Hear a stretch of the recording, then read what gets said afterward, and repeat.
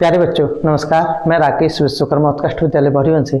इसके पहले की क्लासेस में हमने ये ज्ञात किया था कि पृथ्वी की सतह से ऊंचाई पर जाने में गुरुत्वाकर्षण के मान में क्या परिवर्तन होता है।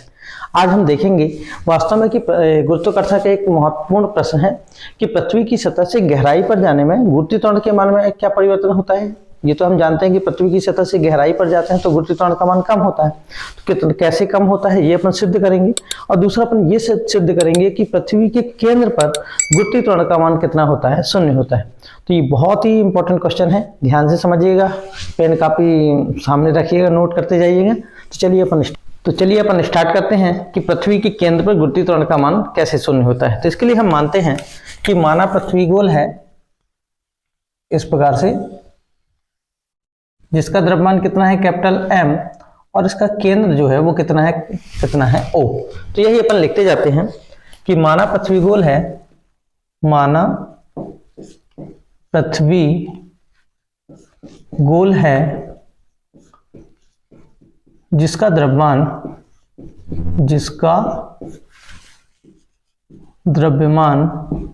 कितना है कैपिटल M, केंद्र कितना है O, तथा इसकी जो त्रिज्या है, इसकी त्रिज्या पर मान लेते हैं ये हो गई इसकी त्रिज्या कितनी है इसकी R है, तथा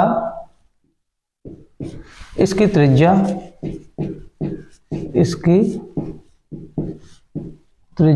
कितनी है कैपिटल R है। ठीक है, तो हम यहां पर ये ज्ञात करें कि वास्तव में पृथ्वी की सतह पर गुरुत्वाकर्षण कितना होगा। तो यहां पर हम देखते हैं, अतः पृथ्वी की सतह पर पृथ्वी की सतह पर गुरुत्वीय त्वरण, पृथ्वी की सतह पर गुरुत्वीय त्वरण G बराबर कितना हो जाएगा कैपिटल G गुरुत्वीय नियतांक, कैपिटल M पृथ्वी का द्रव्यमान अपान कितना हो जाएगा R²। ठीक है, ये हो गया हमारा समीकरण नंबर कौन सा, पहला, कि पृथ्वी की सतह पर गुरुत्वीय त्वरण वास्तव में इतना है। अब चूंकि हम पृथ्वी की सतह से गहराई पर जा रहे हैं, हम कहां जा रहे हैं, पृथ्वी की सतह से गहराई पर, तो स्वाभाविक है अभी पृथ्वी का द्रव्यमान इतना है। अब हम जब गहराई पर जाएंगे, जैसे कि अपने पास कोई बड़ा पिंड है, कोई बड़ा पिंड या बड़ा गोला है, उसका द्रव्यमान क्या होगा, ज्यादा होगा। और अपन उसको क्या कर दें, छील कर उसको क्या कर दें, छोटा कर दें। इतना बड़ा गोला था तो उसका द्रव्यमान मान लो 50 किलोग्राम था, छोटा हो जाएगा तो उसका द्रव्यमान में परिवर्तन तो आएगा। तो ऐसे ही अपन यहाँ पर ये भी कह सकते हैं कि चूंकि हम गहराई पर जाते हैं, तो जब गहराई पर चले जाएंगे 100 मीटर 200 मीटर या 1 किलोमीटर जितने भी गहराई पर जाएंगे, तो स्वाभाविक उस स्थिति में यदि त्रिज्या के रूप में माने तो उसके द्रव्यमान में थोड़ी सा क्या हो जाएगा, परिवर्तन हो जाएगा। तो स्वाभाविक है, इसके लिए अपन पहले क्या ज्ञात कर लेते हैं, द्रव्यमान। तो यहाँ पर लिखते हैं कि चूंकि द्रव्यमान का फार्मूला क्या होता है, आयतन गुणित घनत्व। द्रव्यमान बराबर क्या होता है, आयतन गुणित घनत्व। अब द्रव्यमान किसका ज्ञात करें अपन, पृथ्वी का, और पृथ्वी कैसे माने हैं, गोल। तो गोले का आयतन का सूत्र क्या होता है, M बराबर गोले का आयतन का सूत्र होता है 4/3 पाई, इसकी त्रिज्या कितनी माने हैं R, तो 4/3 पाई R की घात कितनी है 3, गुणित मान लिए घनत्व कितना है D, जहां D घनत्व है। हम लिख सकते हैं जहां D क्या है, घनत्व है। ठीक है, जहां D क्या है, घनत्व।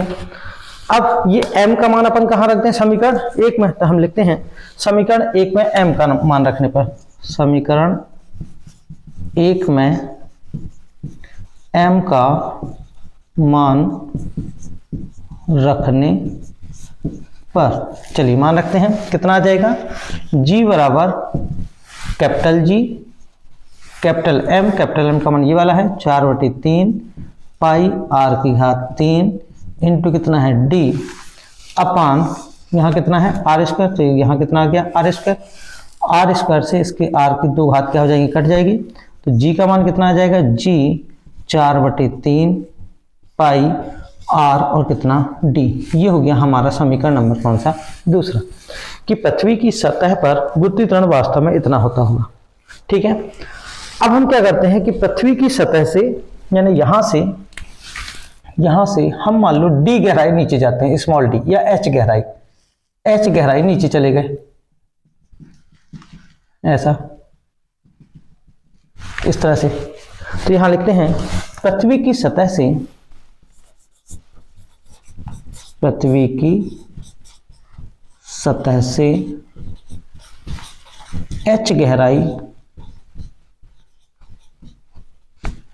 नीचे जाने पर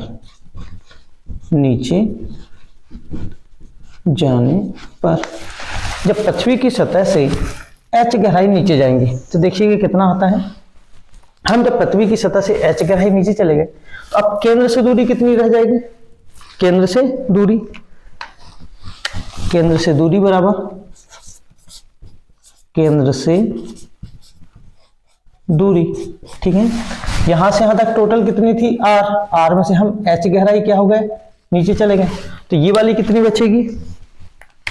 अब यहां से यहां तक देखा जाए तो ये वाली कितनी रह जाएगी? यहां से यहां तक r माइनस कितना हो जाएगा? h। केंद्र से दूरी कितनी हो जाएगी? r माइनस h होगी। कितनी होगी? r माइनस h होगी। अतः पृथ्वी की सतह से h गहराई पर गुरुत्वीय त्वरण अतः पृथ्वी की सतह से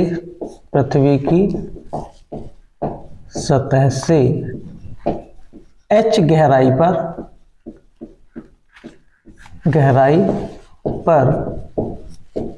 गुरुत्वीय त्वरण, ठीक है।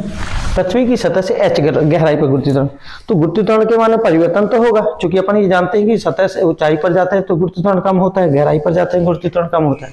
तो परिवर्तित गुरुत्वीय त्वरण कितना हो जाएगा? हम मान लेते हैं g डैश बराबर कितना हो जाएगा? कैपिटल G गुरुत्वीय नियतांक, चूंकि गुरुत्वीय नियतांक का मान सभी जगह क्या होता है? एक समान होता है। कितना होता है? 6.67 × 10 की घात ऋण 11। तो ये हो गया गुरुत्वीय नियतांक का मान।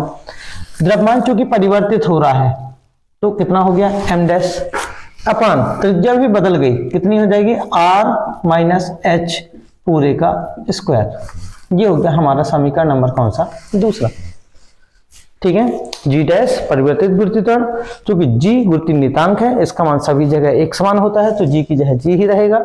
m डैश चूंकि हम पृथ्वी की सतह से h गहराई नीचे चले गए तो अब इतना गोला हो गया, स्वाभाविक है गोला कम हो गया तो उसका द्रव्यमान परिवर्तित हो जाएगा, तो m डैश आ गया।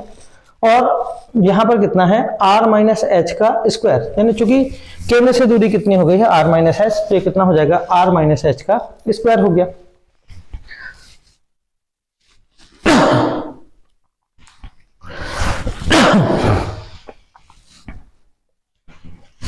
r माइनस h का स्क्वायर हो गया। अब कितना होगा यहाँ पर? पुनः द्रव्यमान बराबर क्या होता है? आयतन गुणित घनत्व। तो द्रव्यमान परिवर्तित द्रव्यमान कितना हो जाएगा? m डैश बराबर गोलिक आयतन कितना हो जाएगा? 4/3 पाई, r की जगह कितना हो जाएगा? r माइनस h पूरे की घात कितनी? 3। और घनत्व कितना मानी थी अपन? d, है ना। अपन ने घनत्व मान ही लिया था, कितना है? d है। अब कितना हो जाएगा? ये जो m डैश का मान है कहाँ रख दें? समीकरण 2 में। तो यहां लिखते हैं समीकरण 2 में m डैश का मान रखने पर, समीकरण 2 में m डैश का मान रखने पर, चलिए मान रखते हैं g डैश बराबर g गुरुत्वीय नियतांक, m डैश की जगह ये वाला मान 4/3 पाई r माइनस h पूरे की घात कितनी? 3 गुणित कितना? d अपान त्रिज्या कितनी थी यहाँ पर? ये बटे में कितना था? r माइनस h पूरे का स्क्वायर। r माइनस h से इसकी 2 घात क्या हो गई? कट गई। कितना हो जाएगा? g डैश बराबर g 4/3 पाई, यहाँ कितना बचेगा? r माइनस h इंटू कितना हो जाएगा? d, ठीक है। ये हो गया हमारा समीकरण नंबर क्या? 4। अब हम देखते हैं कि वास्तव में पृथ्वी की सतह पर गुरुत्वीय त्वरण कितना था? g 4/3 पाई rd, और पृथ्वी की सतह से h गहराई पर गुरुत्वीय त्वरण कितना आ रहा है? g 4/3 पाई r माइनस h इंटू कितना? d। दोनों को देख के ये नहीं लग रहा कि कहां पर कौन सा मान ज्यादा है कौन सा मान कम है, तो हम तुलना कर लेते हैं। हम यहां लिखते हैं समीकरण 4/2 से, समीकरण 4 भागित किससे? 2 से। चलिए तुलना करने का क्या है? भागित करें तो लेफ्ट हैंड साइड से लेफ्ट हैंड साइड और राइट हैंड साइड से राइट हैंड साइड। तो यहाँ कितना है जी डैश अपान कितना जी बराबर इसका right hand side g 4/3 pi r minus h into कितना डी अपान यहाँ कितना हो जाएगा ये वाला मान जी 4/3 पाई आर और कितना डी। क्या क्या कट रहा है यहाँ पर, सबसे पहले जी से जी कट गया, 4/3 से 4/3 कट गया, पाई से पाई कट गया और यहाँ पर डी से डी भी कट गया। कितना बचा है अब देखते हैं यहाँ पर कितना बचेगा।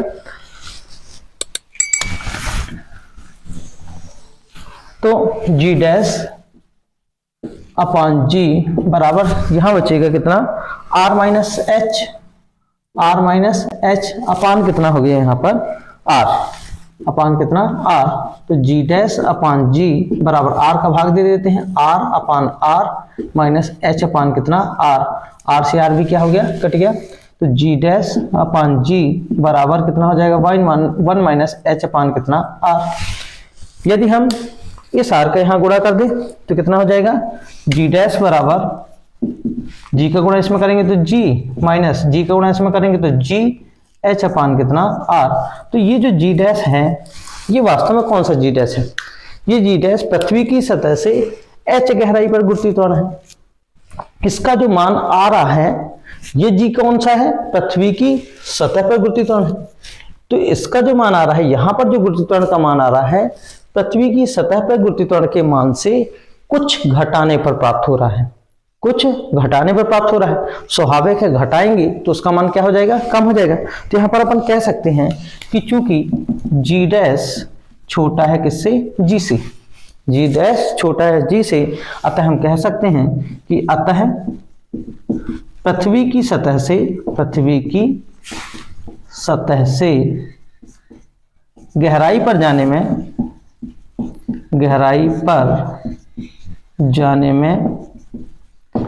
जी का मान कम होता है। ठीक है, तो यहां पर यदि ये आता है कि पृथ्वी की सतह से गहराई पर जाने में जी के मान में क्या परिवर्तन होता है तो यहां पर अपन इतना हल कर देंगे। लेकिन यदि परीक्षा में ये क्वेश्चन आता है कि सिद्ध कीजिए कि पृथ्वी के केंद्र पर गुरुत्वीय त्वरण का मान 0 होता है, तो अपन कहां चलते हैं केंद्र पर। तो पृथ्वी के केंद्र पर अब देखिए अभी अपन कितनी गहराई नीचे गए, अभी अपन h गहराई नीचे गए और जबकि पृथ्वी की त्रिज्या कितनी है r। हम केंद्र पर कब पहुंचेंगे जब ये h है उसका मान कहां तक आ जाए r के मान के बराबर हो जाए, तब हम केंद्र पर पहुंचेंगे। तो यहां पर लिखेंगे पृथ्वी के केंद्र पर h किसके बराबर होना चाहिए r के, h किसके बराबर होना चाहिए r के। ये मान रख देते हैं, मान लो ये समीकरण क्या हो गया 5, समीकरण 5 से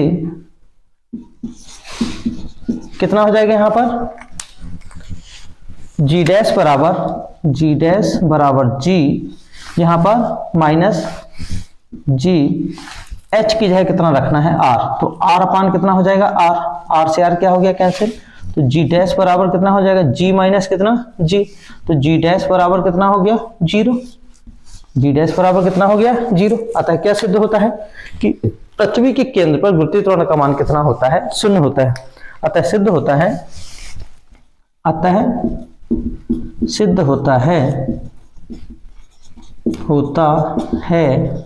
कि केंद्र पर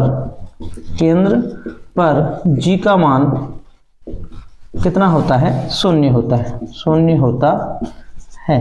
तो इस प्रकार हम बड़े आसान तरीके से देख सकते हैं कि किस प्रकार से पृथ्वी की सतह से गहराई पर जाते हैं तो जी के मान में क्या क्या परिवर्तन होता है। दूसरा अपन ये भी सिद्ध कर सकते हैं कि पृथ्वी के केंद्र पर गुरुत्वीय त्वरण का मान कितना होता है 0 होता है। तो इस प्रकार ये जो क्वेश्चन है बोर्ड परीक्षाओं में 11वीं में तो जरूर आता है और बहुत ज़्यादा इंपॉर्टेंट है। इसमें यदि ये अपन से बन गया तो 4 अंक बिल्कुल फिक्स हो जाते हैं। तो सही बच्चों को समझ में आ गया होगा। इसके बाद की क्लासेस में हम पलायन वेग तथा केपलर के नियम देखेंगे। तो सही बच्चे इस चैनल को लाइक करें, सब्सक्राइब करें, शेयर करें और बहुत अच्छी तैयारियां करें, नोट्स बनाते जाएं। हम फिर मिलेंगे, धन्यवाद।